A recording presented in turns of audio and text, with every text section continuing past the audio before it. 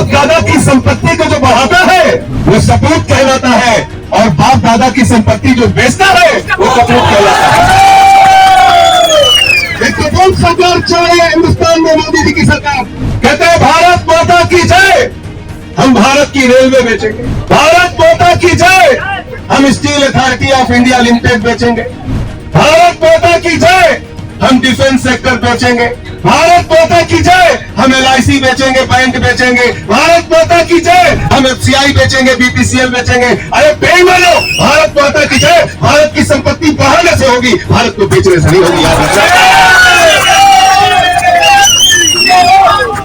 लेकिन इसके साथ साथ हमारे यहाँ यूपी के जो लोग होंगे, पुराने लोग जानते होंगे, बचपन में लकड़ सुना आता था, आता नहीं आता था, लकड़ी सुना के घर लूट लेते थे। ऐसे ही लकड़ सुना देश का प्रधानमंत्री और गृह मंत्री बन गया, पूरे देश को लूटा। अभी 5 दिन पहले खबर छपी कि अडानी दुनिया का 2 नंबरी अमीर हो गया, और हमारे यहाँ एक बाप नंबरी तो बेटा, बाप नंबरी तो बेटा, और अडानी का बाप हिंदुस्तान में अगर कोई है, उसकी पूंजी को बढ़ाने वाला बाप, तो उस बाप का नाम है नरेंद्र मोदी। अगर पार्लियामेंट में आया तो सबसे पहले मैं आपके साथ खड़ा रहूंगा। संजय सिंह जिंदाबाद, ये कोई एक मामला नहीं है। ओल्ड पेंशन स्कीम बहाल करने के लिए जब रामलीला के मैदान में आपका आंदोलन था, तमाम देश भर के कर्मचारी वहां पर इकट्ठा हुए थे। दिल्ली के मुख्यमंत्री अरविंद केजरीवाल जी के साथ हम लोग उस कार्यक्रम में शामिल हुए थे, और मुख्यमंत्री ने ऐलान किया था कि ओल्ड पेंशन स्कीम हम बहाल करेंगे दिल्ली के अंदर।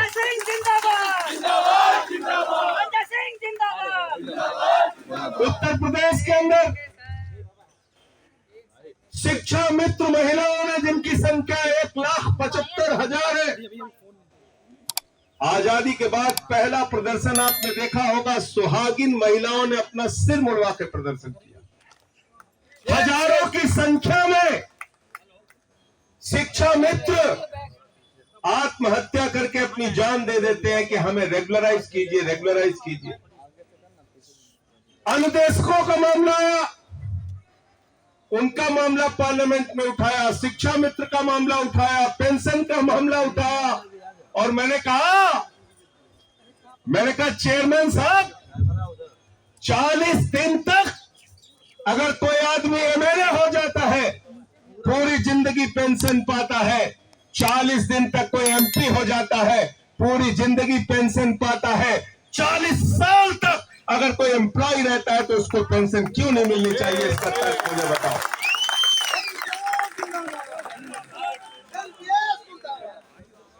और पैसों के साथ साथ ये पेंशन हमारे स्वाभिमान का भी सवाल है।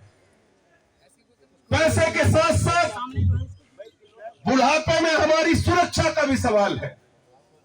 पैसे के साथ साथ 7 साल की उम्र के बाद अगर बेटा बाप को नहीं पूछता तो उसके जेब में कम से कम पेंशन का पैसा रहता है कि अपनी पत्नी को कोई भी जरूरत पड़े तो उसकी सेवा कर सके, अपना खर्चा चला सके, इसलिए भी पेंशन जरूरी है।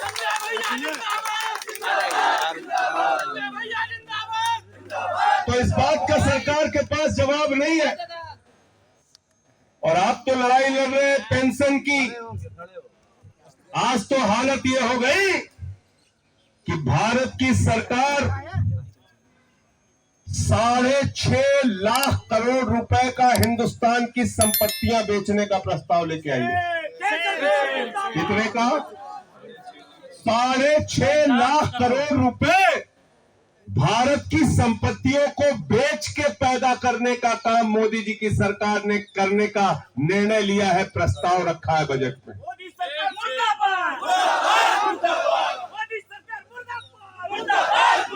हम अपने बचपन से सुनते आ रहे हैं कि बाप दादा की संपत्ति को जो बढ़ाता है वो सपूत कहलाता है, और बाप दादा की संपत्ति जो बेचता है वो कपूत कहलाता है। एक कपूत सरकार चल रही है हिंदुस्तान में, मोदी जी की सरकार कहते हैं भारत माता की जय, हम भारत की रेलवे बेचेंगे, भारत माता की जय। हम steel authority of India limited बेचेंगे। भारत माता की जय। हम डिफेंस सेक्टर बेचेंगे। भारत माता की जय। हम LIC बेचेंगे, बैंक बेचेंगे। भारत माता की जय। हम FCI बेचेंगे, BPCL बेचेंगे। अरे बेईमानों, भारत माता की जय भारत की संपत्ति बढ़ाने से होगी, भारत को बेचने से नहीं होगी, याद रखना।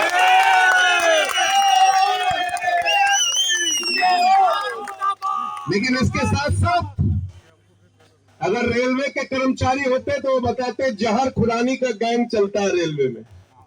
चलता है कि नहीं चलता? और हमारे यहाँ यूपी के जो लोग होंगे, पुराने लोग जानते होंगे, बचपन में लकड़ सुंघा आता था। आता था कि नहीं आता था?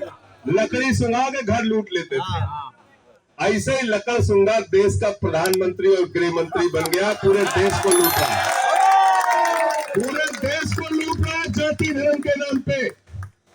बेईमानी और भ्रष्टाचार का आलम यह है कि दूध पे, दही पे, छाछ पे, आटा पे, दाल पे, चावल पे, कैंसर की दवा पे, टीबी की दवा पे, हार्ट की दवा पे, किडनी की दवा पे टैक्स बढ़ाया जाता है और कॉर्पोरेट टैक्स 30% से घटा के 22% किया जाता है। मैं पूछना चाहता हूं कैसी सरकार चल रही है हिंदुस्तान में?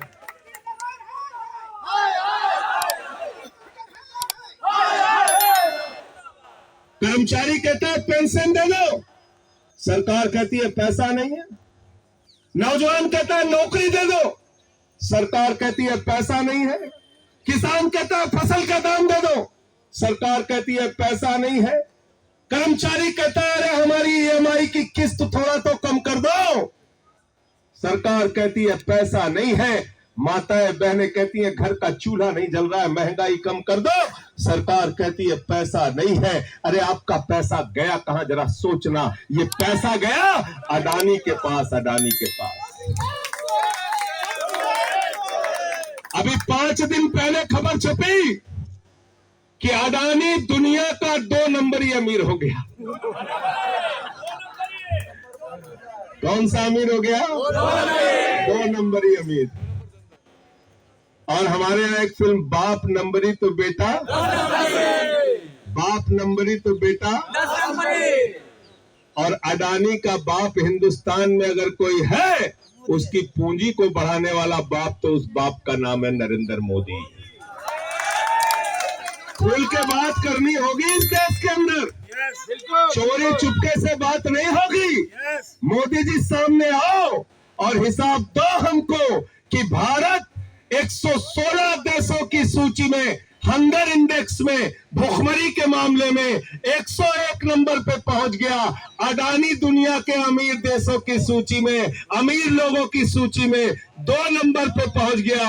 उसको 2 नंबरी काम करा के तुमने दुनिया का 2 नंबर का अमीर बना दिया और देश को भुखमरी की कगार पे पहुंचा दिया। लड़ाई इस बात की है कि बराबर हिस्सा सबको मिलना चाहिए। लड़ेंगे, जीतेंगे। हम लोग नारा लगाते रहे हैं 25 सालों से आंदोलन में कि दम है कितना दमन में तेरे, देख लिया है देखेंगे, और कमाने वाला खाएगा, लूटने वाला जाएगा, नया जमाना आएगा, नई रोशनी लाएगा। पता नहीं क्यों आपको गुस्सा नहीं आता, क्योंकि आपके दिमाग में ये जहर खुरानी गैंग जो नरेंद्र मोदी चला रहा है, इसने हिंदू मुसलमान का इतना जहर पैदा कर दिया है कि आपको अपने मुद्दे समझ में नहीं आते। अपने मुद्दे पे लड़ना पड़ेगा आपको। मोदी सरकार चोर है, मोदी सरकार चोर है। आपका पैसा चंद पूंजीपतियों के ऊपर लुटाया जा रहा है। आपका पैसा, आम आदमी का पैसा बैंकों से उठा के अडानी को देते हैं, अंबानी को देते हैं, विजय माल्या को देते हैं, नितिन संदेशरा को देते हैं, ललित मोदी को देते हैं। वो पैसा आपका लूटते हैं, बैंकों से निकालते हैं, लूट के लंदन में बैठ के आपको चिढ़ाते हैं। मैंने कहा मोदी जी 3000 करोड़ रुपए लूट के चला गया ललित मोदी, उसको पकड़ लो। बोले हमको पता नहीं ललित मोदी कहाँ है। अरे मैंने कहा सुष्मिता सेन से पूछ लो।